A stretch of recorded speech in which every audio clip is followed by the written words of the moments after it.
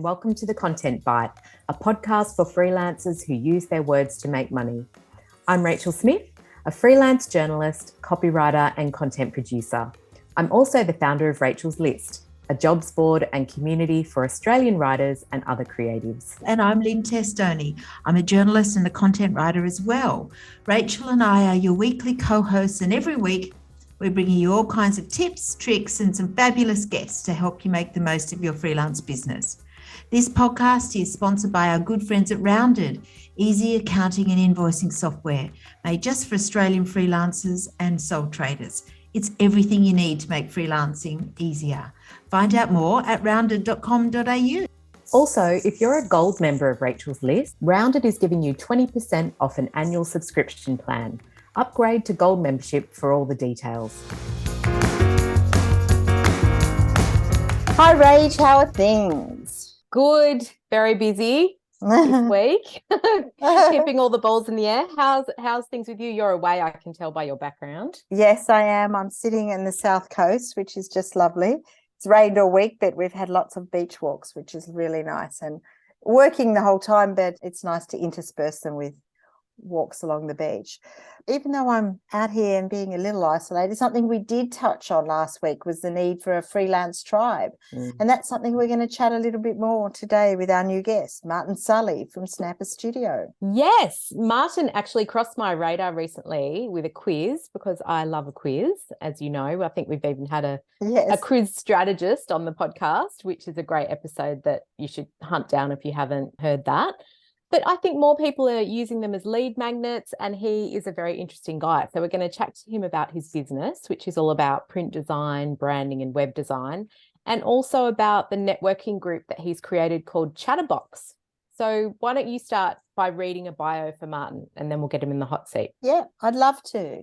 So Martin Sully is the founder and creative director of Snapper Studio, which is a Newcastle-based branding agency with the sole aim to create authentic, original brands that solve customer problems and make an impact on the world. Sounds lovely. Amazing. Welcome, Martin. Thanks for having me.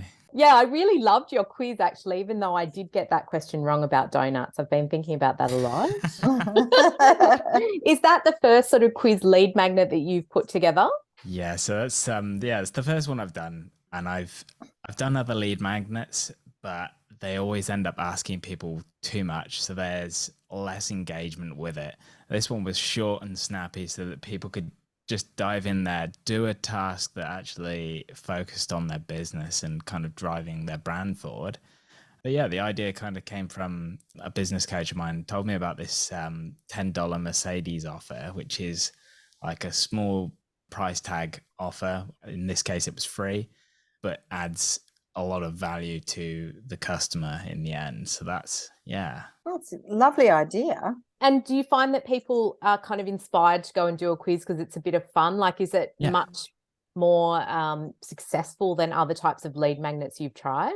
Absolutely. I had checklists in the past, and they asked, it was just going into way too much detail that people would just sit on it and then not actually get anything done. But whereas this one, you can kind of go back to them in a week or two, speak to them about it and say, okay, what did you discover about yourselves? And then you've got action points to then kind of go away with and actually apply it to your brand. Yeah. Oh, nice. So tell us a little bit about yourself, Martin. You're from the UK originally.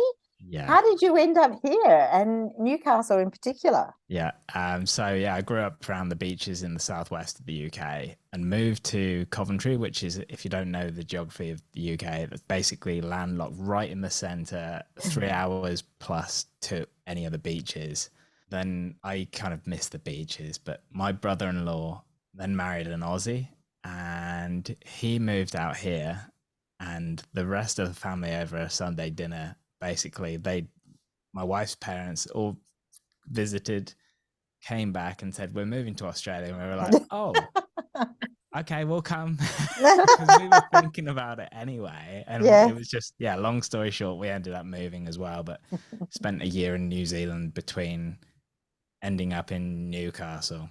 So it was really good. I loved New Zealand, but yeah, we wanted to be close to family again as well. How awesome. So your whole family moved pretty much. Yeah, my wife's brother-in-law and his wife live up in Brisbane. Then my wife's parents moved to Newcastle because they were all in Newcastle at the time. Yep. And yeah, so we're all over here, so that they moved to kind of be closer to their grandkids. Yeah, I don't know Newcastle that well, but I've been dying to get up and explore and do a weekend up there because it just, I think it's changed a lot in recent years. It's become very funky. It's a really good, even before we kind of contemplated doing it, we looked at it and we were like, it's a really like super creative kind of base. And beaches. And the beaches are amazing. It's, it's a good base to kind of fill everybody's needs. Yeah. Big enough that it's got plenty of restaurants and bars and cafes. Amazing. Oh, cool. Well, I know from your website that you started out in agency land in big studios, and then you went out on your own and you've created the anti-studio studio.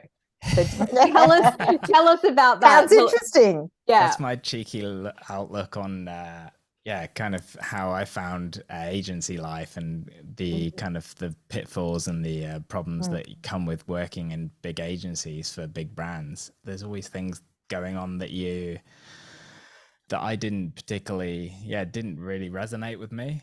So little things like, you kind of end up pitching against colleagues, or you're doing free pitching that doesn't lead anywhere. Yeah. So you do all this amazing creative work that nothing comes from it, and it just sits there in a bank of unused ideas. So frustrating. Yeah. And there's other things like the very long hours working in agencies, and isn't conducive to life as an adult, and especially when you go forward to having a family of your own, it's really challenging. Yeah. A few things like that kind of swayed me to try and create something that is a little bit more wholesome and a little bit more connecting with people. Yep. So what does an average week look like for you? Talk us through the sort of projects you take on and how it works. Yeah, sure. So it's a mix of branding projects. It also spills over into website designs. Then they go off to the developers to be worked on. There's a lot of meetings, a lot of back and forths on emails, and occasionally I'll direct videos and actually shoot photos as well. So it's kind of relying on my background of art direction as well. So it's really broad, but I love it. So it's nice to be able to kind of help people out in lots of different areas. Are they local clients or are you from everywhere? I would say 60 to 70% local, and I've got a couple down in Sydney that I work with as well. Yeah, and it tends to be kind of fairly long-term projects and long-term relationships that we kind of build and work together on. We have heaps of freelancers and small businesses, coming on the podcast, and we find that a lot of things that they struggle with are around cash flow, managing clients, finding enough work and that sort of thing. Were those your challenges too, like going out on your own?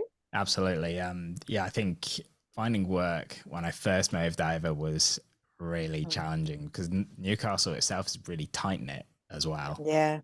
So you're kind of on the outside looking in at all the people doing all this work and think, how do I get in there and meet people and have that? So and I guess the knock-on effect of that is cash flow was a problem at the beginning as well. But I found the more I integrated myself with other local businesses and went to more networking events, that more opportunities opened up. That was really helpful. And then the pandemic itself gave me a bit of an opportunity to do a rebrand and reposition myself and the business. That was really useful. I have to say your website is so great. It's just got a really nice warm tone to your copy. You could get into copywriting, Martin. I do love copywriting. That is one thing did nearly get into advertising. It's got a very nice warm fuzzy feel, and I think you mentioned on there that your customers become friends, and some people like that separation with clients, but I'm guessing that has been a bit of a strategy for you and perhaps helps you grow and get repeat business. Yeah, absolutely. And it goes back to the earlier point of, people, why do people come back to me and why do people work with me? It was a bit of a tactic to become people's best friend. And so people can rely on me to help them when things go pear-shaped. Yeah. It's been really useful in building business relationships. Yeah. And getting to know the kind of the humans behind the business is a vital part of being able to push things forward, have honest conversations with people where I can give feedback and they can give feedback and we all take it constructively rather than being offended by it. Yeah.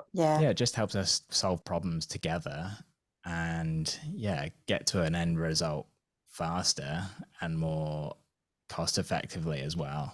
Yeah, rather than having this sort of separation a little bit, or I like that. It's interesting because you've talked a little bit about keeping your clients and obviously those relationships, but how do you find them at first, or how do they find you? A large proportion is probably word of mouth, and I don't really do a huge amount of advertising. I have in the past, and I found that it was more burning money, which is why I worked on the strategy side of the business and creating offers that provide value that don't have that hard sell element, so that people feel like they can come to me, have a conversation with me. Yes, they may walk away and go, oh, it's not quite right for me at the moment, but it kind of sows the seeds to building something bigger in the future, maybe. A lot of it's a word of mouth, which is a good thing because it means I'm doing a good job. Yes, absolutely. And that sort of brings me to, this networking group that you've created called Chatterbox, which is a super cute name. I love it. How did that all come about? Around this time last year, we're basically a year in now. I understood the importance of mixing online and offline opportunities and sort of marketing opportunities to kind of broaden my capacity as a business owner to help people. And the pandemic kind of forced people online more and got us to adapt to all the remote work that we do. But it also kind of put lines in the sand where it made people feel awkward coming back to physical networking. And obviously there's a lot of people with health concerns around it, and mental health has been a huge factor in people not wanting to get back to large groups. So it was an opportunity to kind of shake things up and get people out of their home office. Wow. Oh, I know that a lot of these networking groups, I think when we were talking about it on email, you mentioned BNI. Yeah. I think that's one that sent a red flag up into my brain because it has all these commitments attached to it, and there's these really early breakfasts or, fees, and you're kind of like locked in. And is that how Chatterbox works, or is it a bit different? I feel like we're quite unique in that we don't charge fees. We try to focus more on moving around to different coffee shops and occasionally bars, opening up access to people that can come to morning coffee times during the week, to people that can only access nighttime events. So we try to do a monthly catch up. People come and grab coffees, teas, juices, food. And then we literally just stand there and mingle with each other and talk through problems we have in our businesses. So we get to know, it goes back to getting to know the person behind the business as opposed to, it's building relationships again.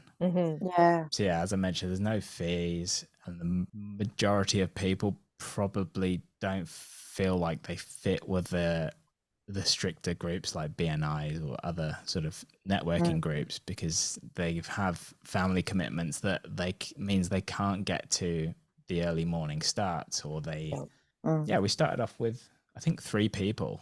Oh wow. And how many now? And now we're pushing 30. Oh, nice. Right. and regularly getting people coming back and bringing new people in as well. Yeah. Well, that's pretty good in a year. Yeah. Oh, I like, we questioned whether with 3 people at the first one, we were like, is this gonna work? It's not gonna work, right? Yes. Yeah, we do have the odd event that's ticketed. We've kind of kept that to special events, like we did a Christmas party, because being a sole trader with a Christmas party of like one person and a husband or wife is a bit sad. Yeah, exactly. Yeah. We do a freelance Christmas party at Rachel's List every year, and it's always a good turnout. All the sad people leaving their home offices. And they're like, yes, I've been invited to a party. I think what is interesting, obviously, it's a bit about getting work for each other. But I guess it's a big support as well. I guess you're all providing support, even if people do different businesses. I guess that there's a lot of common challenges and things. Is that what you find? Yeah. So I was going to say it's when people kind of trust each other to do a good job, the results are kind of end up being way better and are way more enjoyable than if you were just kind of approaching somebody that you didn't know and you weren't really sure because if you hire it, like for example, if you're hiring a designer, you go to them because you like their style, and every designer is completely different. Yeah, you've got to just be aware of it, and the support is pretty amazing. And we get people that are, photographers, videographers, business admin, architects, financial planners. Like it's such a diverse group that but we've all got similar experiences of starting or running or growing a business as well. Yeah. So do you hire people from the Chatterbox group and do they hire you? Yeah, between us all, I can't vouch huge amounts for everybody else. I've hired a couple of the photographers to support me on projects. Likewise, I had projects start up as a result of talking to the financial planner. I'm helping some of her clients now. I think there's been a lot of cross projects that have kind of evolved from it. I'm kind of blown away by it in a way. Yeah. I think that whole relationship building and relationship marketing is just so important for, solopreneurs, freelancers. It's when you don't have that community around you that things can stagnate, maybe. Yeah. Definitely. Absolutely. People want to work with people they know. That's definitely what I feel. Yeah. And I know when we were emailing to set up the podcast, you mentioned consistency and how that's important. So tell me about that. Is that something you see people in Chatterbox kind of struggling with, or other freelancers struggling with? I know we all probably do too much scrolling on Facebook and Instagram. Yeah, it's definitely one of those things that consistency across for me, I always split it down into the verbal, visual, and behavioral kind of messages that we're sending people. So it's really important to keep things and the message consistent. So otherwise you're going to risk breaking people's trust or how you are perceived in the end. And that, if we can kind of build that consistency across those 3 things, that's a really good place to start. But obviously it's not always quite as straightforward as that, because things can become fragmented pretty quickly. So does that sort of edge into your systems that you've created in your business and that sort of thing? Are you a very systemized sort of person? Yeah. I've got strategy workbooks and workshops that I work through when I'm working with a new brand, or even old brands that I've worked with in the past that things have just started to slip a little bit. So the systems around that is you have to have them in place to kind of be able to fix things efficiently when something crops up. Yeah. What would be your advice to other freelancers or small business owners who feel isolated? Because I think that creating the community like you've done is a really exciting thing to do. My first thing is just to either collect together some people that you get on with, meet for a coffee, and be open with each other to talk about problems like cash flow, or staffing issues, or customer problems, because there'll be people in that group that will have lived those experiences, and it will help you feel kind of validated why you're feeling those things and supported as well. Yeah, there's no reason why people couldn't do something very similar to Chatterbox. Yeah. I know we always tend to ask our guests about their favorite, tools and things like that. I'm guessing you probably have heaps given the work that you do, but is there anything that you could share with freelancers, or maybe something you use to set up Chatterbox and keep it all running? So yeah, I was going to say it's hard for me because I used a lot of professional design tools, so like for Illustrator, InDesign, Photoshop, those ones that aren't accessible to every freelancer because they're expensive to start with.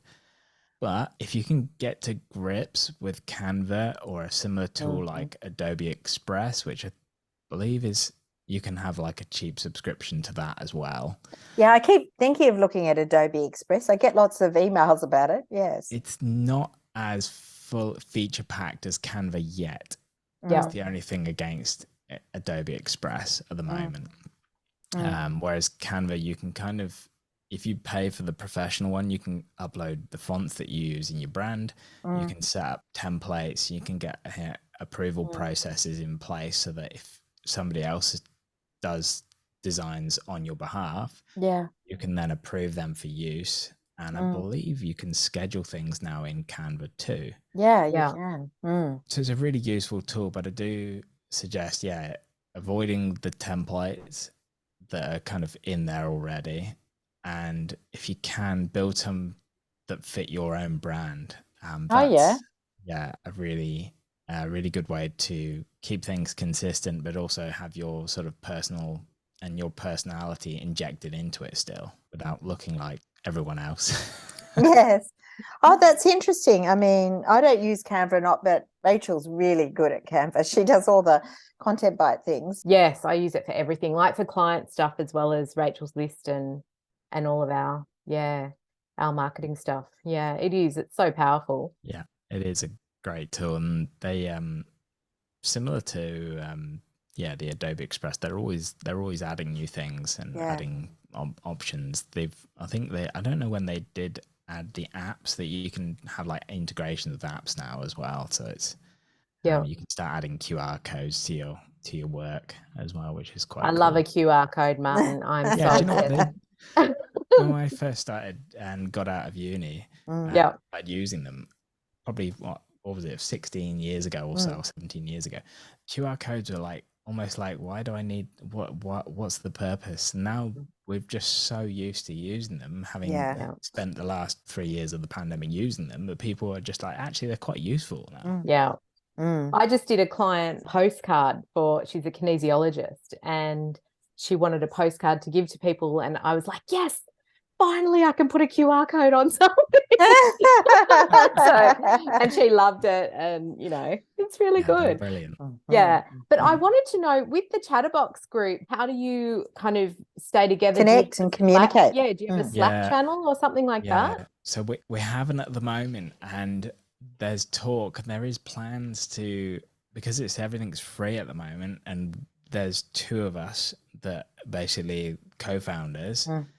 It's become really challenging in that we've both got businesses at the same time and family commitments, but we also want to make sure we try and grow Chatterbox. But at the moment, because we're doing free events, there's no money in place to be able to have a website, which is one sort of thing we're going to try and get off the ground this year, is to get that going so that we can have a bit of a potentially could be something that people pay a membership fee for, that they can have a listing on there that then obviously links back to their website.